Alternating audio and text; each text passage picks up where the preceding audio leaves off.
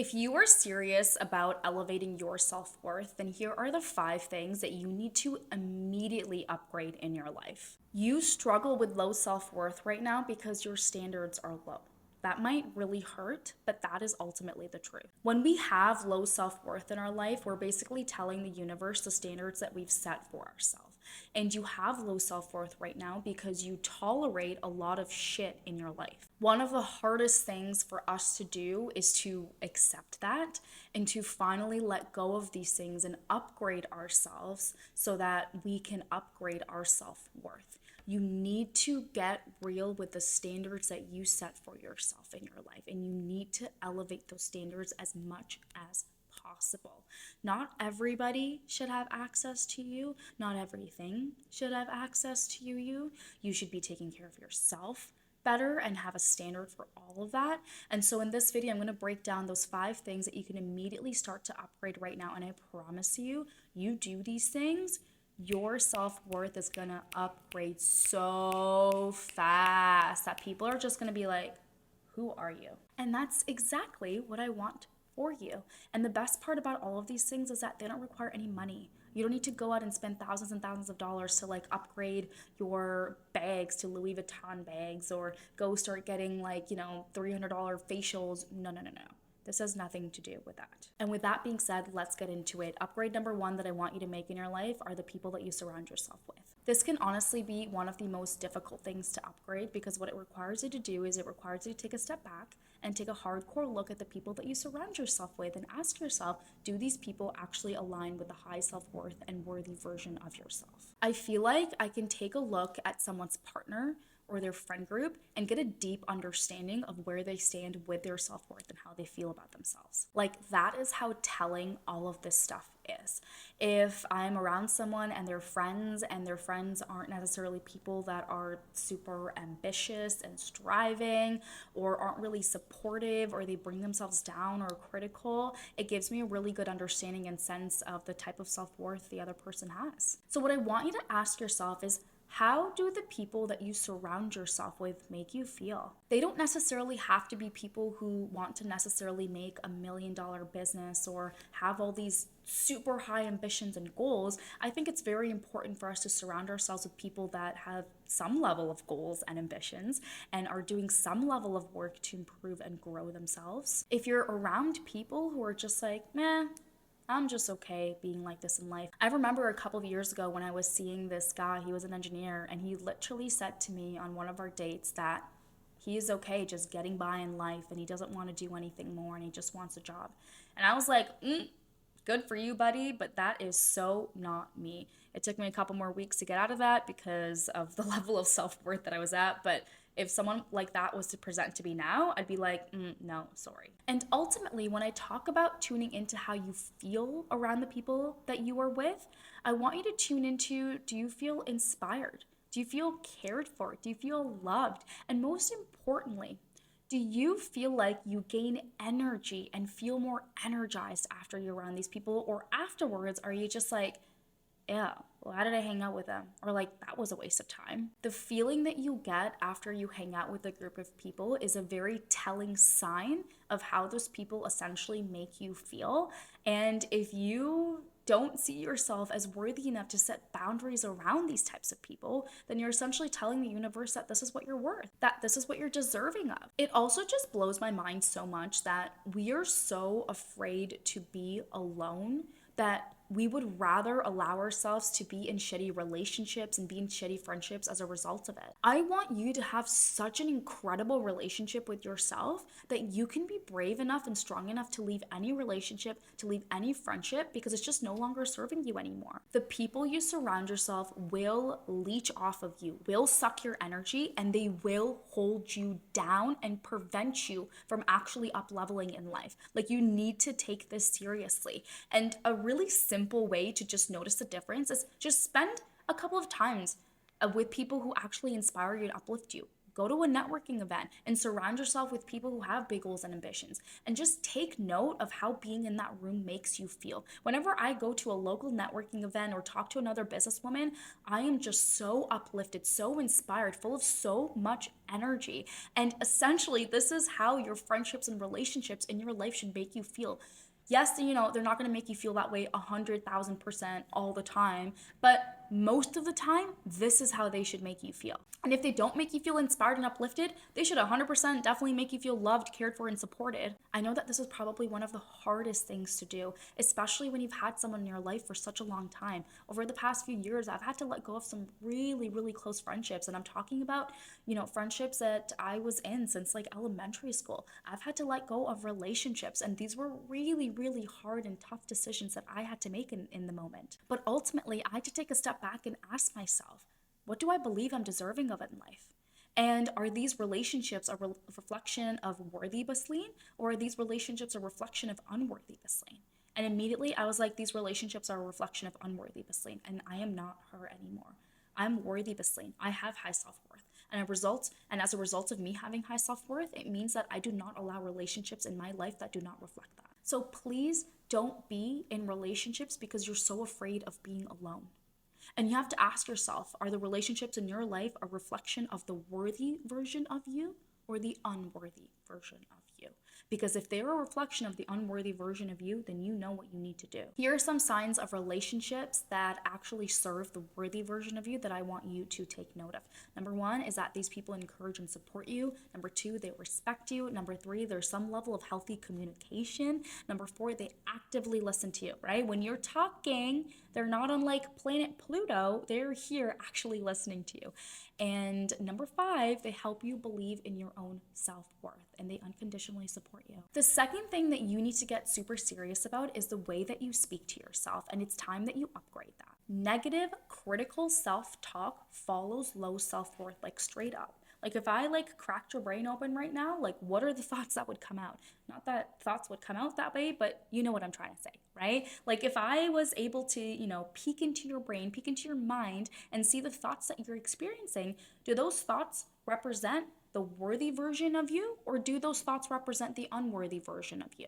Why this is so important is because the way that you speak to yourself influences how you show up in the world and essentially the choices that you make. And it's these action steps, it's these choices that ultimately determine the quality of life that you have. If you believe that you are, you're not pretty or handsome enough or whatever, then you might make choices about certain partners to be with. Or you might, not be as selective and you might just jump at the first person that shows you attention and love because you don't really believe that you are pretty. You don't really believe that you are anything special. And so you'll just jump at the first chance of love that you get and, you might not make the best choices for yourself. Believe me, been there, done that.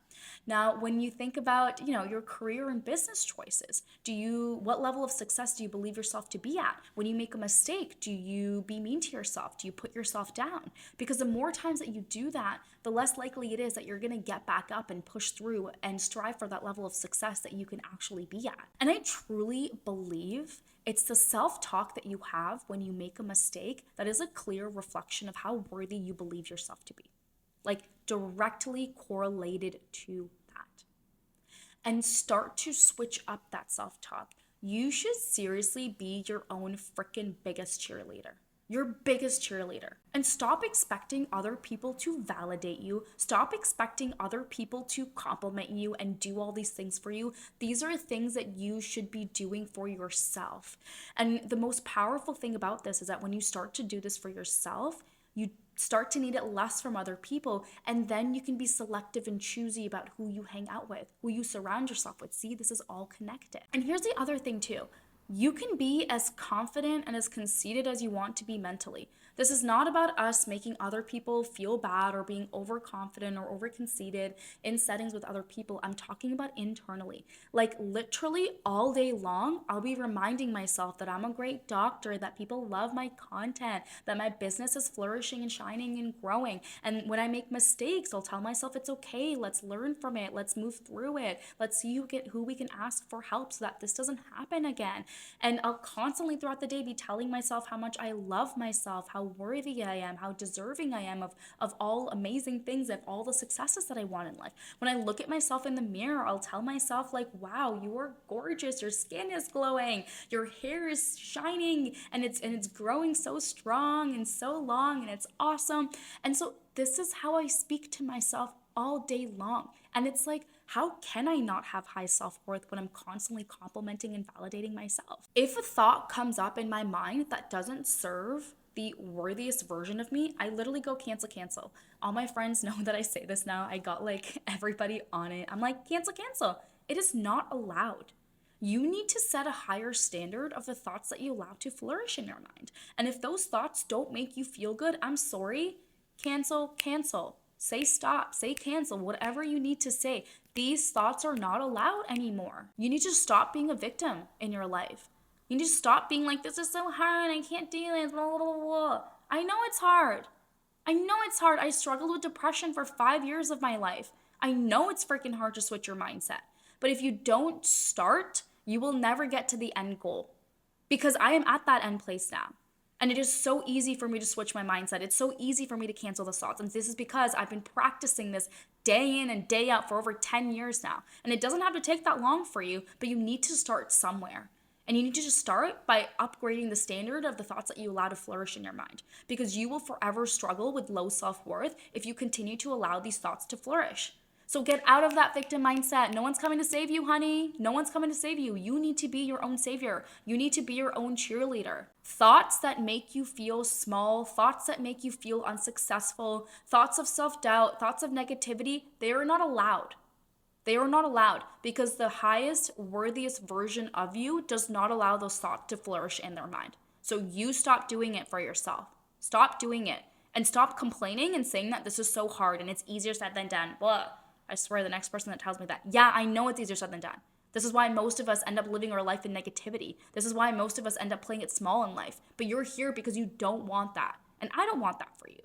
So get over the complaining, hump. Get over that this is so hard. This is so easier said than done. Get over it. Get over it. Get effing over it and do the work and upgrade yourself and upgrade the thoughts that you allow to flourish in your mind. Okay? Whew. And with that being said, let's continue to move through this. Number 3 upgrade that I want you to do is with the food that you're putting into your body. Too many of us, we're only focusing on our mindset and then we're feeding our body crap and then we're just like, why does this stuff not work? It's because you're not giving your body the right tools. You can't wake up and do like a meditation and visualization and all these affirmations and, and tap your brains away and then go eat a McMuffin from McDonald's and get like a venti mocha chocolate latte, whatever it is from Starbucks that literally has like 500 grams of sugar in it. Like, what are you doing? Good luck ever trying to think positively. Good luck ever trying to feel worthy. And think about it like this too, like in your body, when you feel heavy and slow and sluggish and bloated, is that really a sign of high self-worth? No. I feel like the worthiest version of myself. I feel the best version of myself when I feel light in my body. And that doesn't mean I have a 6-pack abs all the time, but when I feel light in my body, it's when I feel the best. So before you go and put that mocha chocolate latte in your mouth, not saying that you can't ever have it, but just ask yourself if you're having it all the time, does this align with the worthiest version of me? Or does this align with the worthy version of me? Oh my God, I'm like messing up worthy. But what version of yourself does this align with? Like, do you feel light or heavy after you have it? That's a clear indication of how this specific food is making you feel. And you need to get serious and up-level the standard of the foods that you put in your body. Eating nourishing foods is ultimately an act of self-respect. It seriously is. I remember when I struggled with self-worth, what would I do? I would binge eat chips. I would binge eat chocolate. And honestly, as soon as I started up-leveling my self-worth, I started to up-level what I was putting into my body. As if you'll catch me binging on a bag of chips. As if you'll catch me binging on an entire chocolate bar. As if that is not aligned with the worthiest version of me. Worthy Basleen doesn't do that. No. I have more self-respect for myself. I have a higher level of self-worth for myself. And I deserve better. I deserve better than to binge on an entire bag of chips. I deserve better to shove all this junk food in my body. My body deserves better. And so you will never catch me doing that anymore. And I once used to all the freaking time, all the time. But you will not catch me do that anymore because my worth, my self-worth doesn't align with that anymore. And I've upgraded what is allowed in my mouth and in my body. This doesn't mean I don't ever eat chips or I never have chocolate, but I never do it in a way that hurts me and harms me. Because you better bet I would go to the grocery store and buy an entire bag of chips and binge that all in one sitting. And we're not talking about the snack size, we're talking about an entire large bag of chips. And I would feel awful afterwards. And I mean, I guess that was the whole point of it, was to make myself feel awful. Was to make myself and keep myself in that place of low self-worth. This is honestly the other thing that also allows me to see the level of self-worth and self-respect people have. The foods that they consistently put into their body. And I'm talking about 80% of the time, 80%, okay? Because the other 20%, you can have fun with it if you want to have fun with it. Nourishing foods, remember, is a sign of self-respect and a sign of high self-worth. When you are giving your body nourishing foods, you're essentially giving your body the capacity to function at a very high level and gain mental clarity and overall sense of well-being. If you're constantly giving your body poor foods, then you're telling your body, this is what you're worth. Up-level the foods that you give into your body. When you go to the grocery store, grocery shop from a place of high self-worth. Remind yourself of the place that you're at and choose foods based on that. The next thing that I want you to up-level and upgrade in your life is your self-care routine, if you even have any in the first place. And if you don't have any at all, that's a sign on its own. Your self-care routine is seriously a sign of self-respect and worthiness. As I mentioned at the beginning of this video, this isn't about you having a self-care routine that is like thousands of dollars and you're spending like $500 on a facial and going to like a spa where you're spending $1,000 every month. No. I don't do any of that stuff. Your self-care routine is essentially you taking care of you. It is showing yourself that you matter. So many of us will say yes to plans with everybody else, but again, we just can't be by ourselves. It's so uncomfortable for us to spend an evening by ourselves doing nothing, especially if it's a Friday or Saturday night. And I'm also just saying this from experience because that used to be me. A Friday, Saturday night would come around, and if I was ever spending time by myself, my brain would freak out as if there was something wrong with me. What I do now is on Fridays, that's kind of my self-care night. This is where, I'll do a manicure by myself on my nails. I'll do a face mask. I'll wash my hair. Do a massage gun. I'll get myself, a delicious slice of pizza. I'll run a massage gun on my legs. It's time for me. And what I want you to remember is that I don't want you to just do self-care stuff once a week. You should be doing it throughout the day. So during the day, I'll go on walks. During the day, I'll do breathing exercises. During the day, I'll read a few pages of my favorite book. I'll do journaling. I'm doing these self-care practices all throughout the day. And do you know why? It's because I have high self-worth. It's because I matter in my life. And this means that I give less to others because I'm giving more to myself. Now, of course, if you are a mother, if you have kids, please know that this is going to look different for you. I don't have kids. Obviously, this is going to look different, but I think it's so important that you find some sort of way to take care of yourself throughout the day and maintain that regardless of other people's demands of you. Even if it means you just taking a few deep breaths throughout the day, if that's all the time that you have to give yourself, do it. Do it.